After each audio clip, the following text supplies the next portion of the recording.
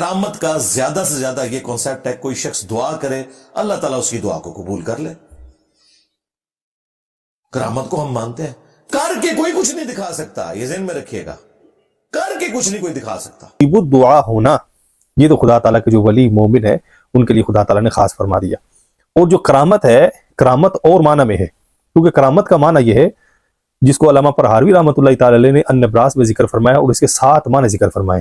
وہ کس بنیاد پر؟ اس بنیاد پر کہ وہ کام کہ جو خلاف عقل ہو، خرق عادت جسے کہا جاتا ہے، اگر وہ کام ہو اور وہ کسی نبی سے دعوی نبوت کے بعد ظاہر ہو جائے تو اس کو معجزہ کہا جاتا ہے. اور اگر وہی کام کسی ولی سے صادر ہو تو اس کو کرامت کہا جاتا ہے. اور اگر وہی کام کسی کافر سے صادر ہو تو اسے استدراج کہا جاتا ہے. اب اس کی 4 قسمیں اور بھی ہیں، لیکن اس نے چونکہ کرامت پر کلام کیا ہے لہذا کرامت پر ہم کلام کریں گے. اب اس نے کہا کہ ولی کا کام ہے صرف دعا کر دینا، بس دعا کر دی خدا قبول فرمائے کہ اس سے زیادہ کچھ نہیں.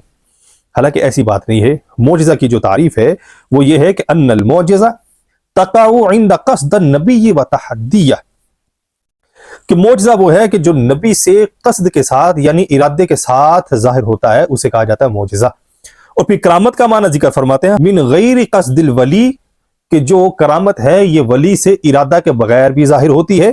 ولو وقعت منہ فی بعض الحالات قصدا ایضا، اور بعض حالات میں ولی سے قصدن بھی ظاہر ہوتی ہے. تو لہٰذا جو کرامت ہے یہ صرف دعا کا نام نہیں ہے کہ دعا کا قبول ہو جانا، بلکہ ولی کے ہاتھ سے اس کا صدور بھی ہوتا ہے ایسے معاملات کا کہ جس کو عقل تسلیم نہیں کرتی ہے.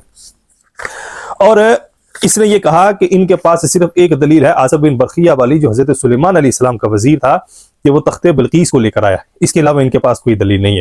حالانکہ قرآن مجید فرقان حمید باللہ رب العزت فرماتا ہے کلما دخل علیہا زکریا المحراب وجد عندها رزقا، کہ حضرت زکریا علیہ السلام جب مریم سلام اللہ علیہ کے پاس محراب میں ان کے حجرہ میں گئے تو دیکھا کہ وہاں پر ایسے ایسے پھل ہیں کہ جو انہوں نے دیکھا نہیں. تو فرمایا کہ یہ رزق کہاں سے آیا، یہ پھل کہاں سے آئے؟ اب اس کی تفسیر صحابہ کرام رضوان اللہ تعالی علیہم اجمعین کی زبانی سنیں، بالخصوص حضرت ابن عباس رضی اللہ تعالی عنہما سے، اور پھر ابن جبیر سے، اور مجاہد سے، اور ضحاک سے. وہ جنتی پھل تھے کہ جو حضرت مریم سلام اللہ علیہ جو ان کے لیے وہاں پر ان کے حجرہ مبارک میں آیا کرتے تھے.